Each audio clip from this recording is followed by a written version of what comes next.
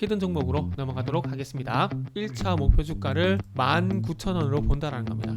10월달 전과 후로 나눠서 보시면 됩니다. 중요한 건 21선 부분에서 지지를 받고 5일선 아래에서 지지를 받고 N자형 반등이 나오죠.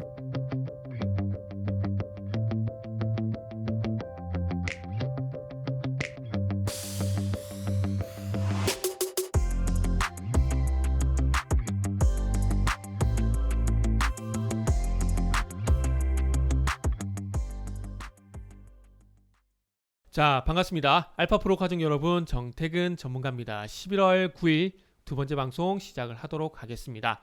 오늘은 화이자 이슈에 웃고 우는 업종을 다뤄본다고 말씀드렸는데, 두 번째 방송 종목은 SK 바이오 사이언스입니다. 그리고 방송 말미에는 히든 종목이 공개가 됩니다. 방송 끝까지 시청을 꼭 부탁드립니다. 보시고 난 이후에 좋아요, 구독 부탁드립니다. 자, 그러면 진짜 시작을 해보도록 하겠습니다.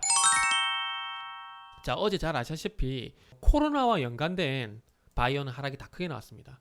특히나 백신. 제가 파라다이스 방송에서 말씀드렸듯이 신종플루 있지 않습니까? 신종플루가 결국에는 백신이 아니라 타미플루라는 치료제 때문에 약이죠, 약. 타미플루라는 약 때문에 종식이 돼버렸습니다. 이런 과거 경험치가 있다 보니까 근데 어차피 코로나 바이러스 감기 바이러스라고 좀 봐야 될 것 같아요. 결국 코로나도 말굽박쥐의 감기를 일으키는 그 바이러스와 하이브리드에 의해 생성된 바이러스거든요.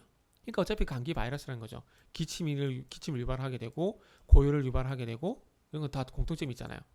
그래서 이 코로나도 마찬가지로 치료제가 나오게 되면서 어찌 보면은 백신의 역할이 이제 작아지게 되는 거죠. 그러니까 작년만 하더라도 모더나라든지 화이자 백신이 나오게 되면서 백신에 대한 의존도가 상당히 높았었죠. 그런데 치료제까지 개발이 되게 되면서 이 백신이 할 수 있는 역할은 이전보다는 절반 50% 이하로 떨어질 수밖에 없습니다. 그러다 보니까 상대적으로 SK 바이오스라든지 백신이 안 좋은 게 아니라 코로나 치료제가 더 낫다라는 거죠. 그리고 이 재료의 신선도, 우리가 요리를 할 때도 재료가 신선해야 되겠죠. 근데 이슈도 마찬가지입니다. 백신 이슈는 이미 지나간 이슈예요. 근데 치료제는 새롭게 다가오는 이슈라는 겁니다. 그러면 앞으로 주가에 반영이 될 때 지나간 이슈가 더 많이 반영되겠습니까? 앞으로 올 이슈가 더 많이 반영되겠습니까? 앞으로 올 이슈가 더 많이 반영되는 거죠. 그러다 보니까 백신, 치료제 이슈가 반영이 되는 거죠. 그래서 코로나 백신 이슈에 의해서 올랐던 이슈는 아마 이 치료제가 나오게 되면서, 그리고 이 코로나 이슈가 백신 이슈가 선 반영되게 되면서 하락적으로 갈 수밖에 없을 것 같습니다. 물론 SK 바이오사이언스가 그 백신 3상을 진행을 하게 되면서 국내 최초 첫 번째 백신이 나올 가능성이 상당히 높아요. 메르스도 난리였잖아요. 2014년인가 15년. 근데 그 메르스 같은 경우도 백신이 아직도 개발이 안 됐거든요. 근데 그거에 비하면 상당히 빠른 겁니다. SK 바이오사이언스도 그렇고요. 화이자하고 모더나는 진짜 워프 스피드 작전이라 그래가지고 초스피드였고요. 이런 이 기술력을 확보했다라는 게 상당히 고무적인 거죠. 그러나 좋은 건 다 반영이 됐다. 그래서 어쨌든 뭐 백신 플랫폼이라든지 어떤 신사업을 진행을 하고 있는데, 어쨌든 지금은 코로나라는 악재가 좀 더 많이 반영이 되고 있고, 앞으로 반영될 백신 플랫폼 같은 신사업에 대한 기대감은 조금 기다려야 될 것 같습니다. 그래서 지금은 뭐 SK 바이오 사이언스라든지 셀트리온에 관심 있으신 분들 같은 경우에는 시간이 좀 필요하다 봐야 될 것 같아요. 본인의 바이오 시밀러 사업이라든지 본인의 어떤 신사업이라든지 이런 부분들은 아마 앞으로 좀 시간이 필요할 겁니다. SK 바이오 사이언스 갖고 계신 분들은 상당히 조금 아쉽겠지만 어쩔 수 없이 이 코로나 바이러스에서 움직였던 주가 출발선까지 하락은 염두에 좀 두는 게 좋을 것 같습니다. 물론 여기 21만원대에서 하락이 멈출 수도 있어요. 그러나 코로나 이슈에서는 출발선까지 말씀드린 이유가 뭐냐면, 어쨌든 코로나 때문에 올라왔기 때문에 코로나 때문에 또 빠진다라는 거죠. 진단키트 관련해가지고 시즌인가요? 시즌도 마찬가지잖아요. 많이 올랐다가 또 많이 빠졌잖아요.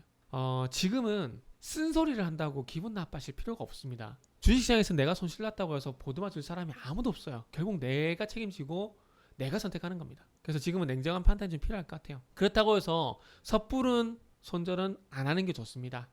섣부른 손절 그렇다고 해서 말씀드리고 싶지 않아요. 단지 바닥을 다지고 다시 올라가기 위해는 시간이 필요하다는 겁니다. 이 정도면 충분히 제가 무슨 말씀드리는 건지 이해를 하실 것 같아요. 자, 그래서 이 정도 하고 또 바로 히든 종목으로 넘어가도록 하겠습니다. 자, 지금 보시면은 10월달 전과 후로 나눠서 보시면 됩니다.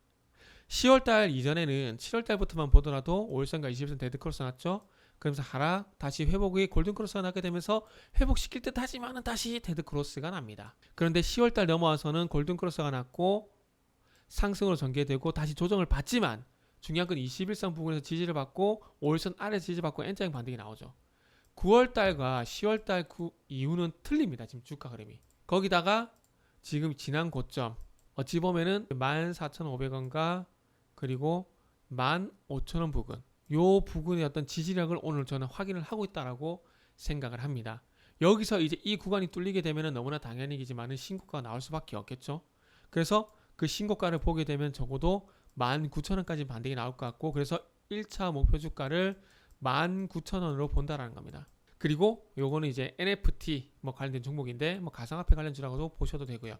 어차피 지금 이 히든 종목 같은 경우에는 앞으로 NFT를 입힌 어떤 상품이 나올 가능성이 상당히 높아요.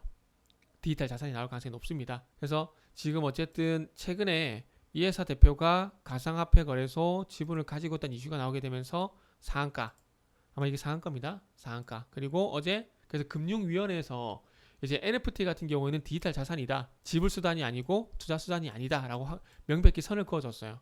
그 흐름 때문에 상승이 나온 거고요. 그래서 앞으로 NFT는 규제보다는 활성화될 가능성이 높다라는 그런 기대감들이 많이 되는 것 같습니다. 그래서 이런 내용 좀 참고를 하셔서 히든 종목은 홈페이지에서 확인을 하시기 바랍니다.